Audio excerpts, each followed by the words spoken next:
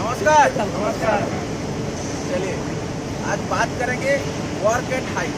हम हाइट में जब काम करेंगे तो उसके लिए क्या चुनौती हमारे साथ हो सकती है, उसका प्रिकॉशन हमें क्या लेना है, इसके बारे में आज बात करेंगे। चलिए एक फिजिक्स का एक चीज़ बताता हूँ। हम यहाँ इस ज़मीन में यहाँ पे खड़े हैं, क्यों खड़े हैं? एक ऊपर से एक शक्ति है जिसे हम ग्रेविटेशनल फोर्स के नाम में जानते हैं, वो हम पे प्रेशर डालता है, तब हम यहाँ पे खड़े हैं। अगर वो प्रेशर नहीं डालेगा हम हवा में झूलने लगेंगे, उड़ने नहीं लगेंगे, झूलने लगेंगे। अभी वो जो प्रेशर डालता है वो 9.8 मीटर पर सेकेंड का प्रेशर ऊपर से डालता है। अगर सपोज आप सोचिए आप हाइट में काम कर रहा है, 120 मीटर का हाइट में काम कर रहा है, आप अगर कुछ सेफ्टी इक्विपमेंट नहीं पहना है और अगर नीचे गिर जाता है तो क्या होगा? आपका बॉडी का वेट अगर 60 kg है, आपका ऊपर का फोर्स इंटू 9.8 मतलब 10 गुना और वो ऊपर से फोर्स डालेगा, आप उतना स्पीड से नीचे आएगा। और सोच लीजिए 120 से अगर नीचे आता है तो आपका हालत क्या होगा? समझ में आया?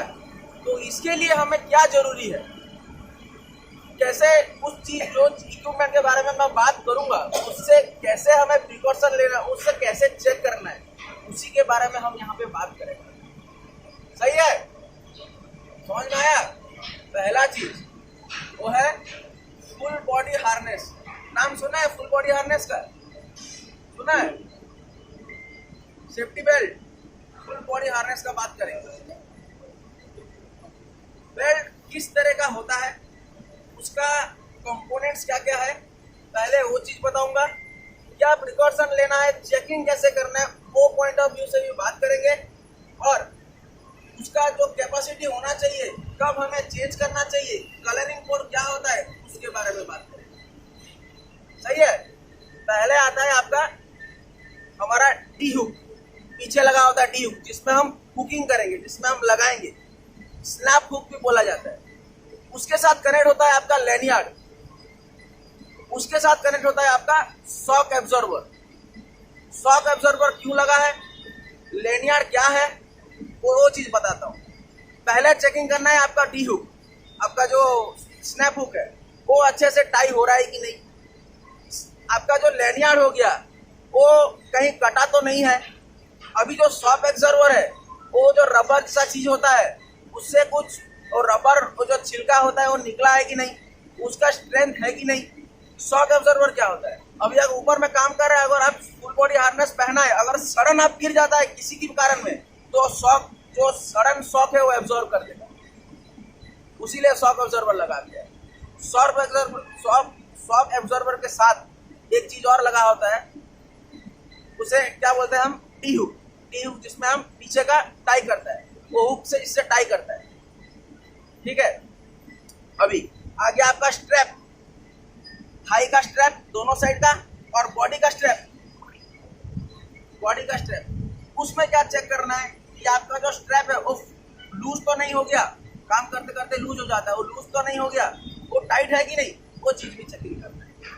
अभी वर्क एट हाइट में जब हम काम करता है तो कितना मीटर हाइट होने से हम वो चीज इक्विपमेंट पहनेगा, कितना? 1.8 से अगर कुछ भी ज्यादा होता है तो हमें वो पहनना है, नहीं तो क्या होगा, आपका बॉडी का वेट और ग्रेविटेशनल वेट दोनों गिरेगा, आपको हादसा होगा। समझ में आया? दूसरा चीज होता है लाइफलाइन। लाइफलाइन सुना है? लाइफलाइन का मतलब ऊपर फीलिंग मान के उसको लाइफलाइन उसी को लगता है। लाइफलाइन के भी बहुत से कंपोनेंट हैं, हम दो ही चीज के बारे में बात करें। लाइफलाइन एक रोप का होता है, एक रोप दोनों साइड से आपका एंकरिंग किया जाता है। वो जो रोप होता है वो पॉलीप्रोपिलीन मेटल का होता है, और अगर आपका वो पॉलीप्रोपिलीन मेटल का है तो उसका जो थिकनेस होना चाहिए वो कितना होना चाहिए पता है? 20 mm के आसपास का होना चाहिए, और वो सर्टिफाइड होना चाहिए। सर्टिफाइड मतलब क्या? अभी अगर आप सोच रहे हैं कि वो रोप लगा दिया, अगर वो रोप कहीं से निकल गया तो मोटा है, अगर उसमें अगर स्ट्रेंथ नहीं है तो हार्डवेयर जो उसका स्ट्रेंथ चेकिंग भी होता है, तो वो कितना होना चाहिए, वो आपका वो 2200 किलो शॉक वो एब्जॉर्ब कर पाना होना चाहिए। जो पॉलीप्रोपिलीन मटेरियल का होता है, और एक आपका आता है एक तो सीलिंग देखे होंगे, मेटल स्टील का सीलिंग लगा होता है, उसका थिकनेस 12 mm का होना चाहिए। ये सब चीज़ चेकिंग करना पड़ेगा। और आप जो आपका जो लाइफलाइन है, वो जो एंकरिंग पॉइंट है, वो एंकरिंग पॉइंट भी दो प्रकार का है। आप अगर एंकरिंग करता है स्कार्फ होल्डिंग से अगर एंकरिंग करता है तो आपका जो सेंटर रहेगा, सेंटर का मास इसी में गिरना चाहिए और वो दोनों साइड से टाई होना चाहिए, दोनों साइड का बात टाई, वो चीज़ भी चेकिंग करना है। अभी लाइफलाइन भी 2 प्रकार का है, आपका वर्टिकल और आपका हॉरिजॉन्टल। हॉरिजॉन्टल का भी देखा है लाइफलाइन क्या होता है, जब हम ग्लास इंडस्ट्री में काम करते हैं, ग्लास को बड़ा ग्लास लगा है, वहाँ पे अगर साफ करना रहता है तो वर्टिकल टाइप का होता है, उसमें आपका टी साइकिल ऊपर से लगा होता है, उसी से वो चेन ब्लॉकिंग होता है और हेल्प करता है। ये है लाइफलाइन का कंपोनेंट। दूसरा चीज आपके पास हमेशा होना चाहिए आपका हैंड ग्लोव्स।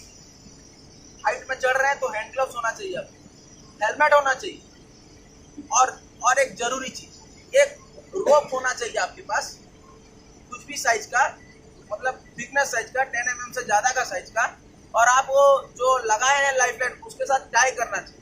अगर आप हाइट में काम कर रहे हैं, आप जो टूल टैकल ऊपर लिया है वो अगर सपोज आप हैंडलिंग कर रहे हैं और गिर गया तो उसी के लिए आपको एक रोप जो आपका बंधा होना चाहिए, या फिर आपका जैकेट में एक रोप जो बंधा होना चाहिए, उसी को बांध के रखना है।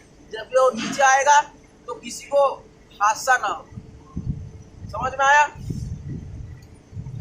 Thank you. एक लगे तो लाइक कीजिए, सब्सक्राइब कीजिए और नीचे जो बेल बटन है उसको दबाइए। चलिए, और कमेंट जरूर करना, उत्साह करता है।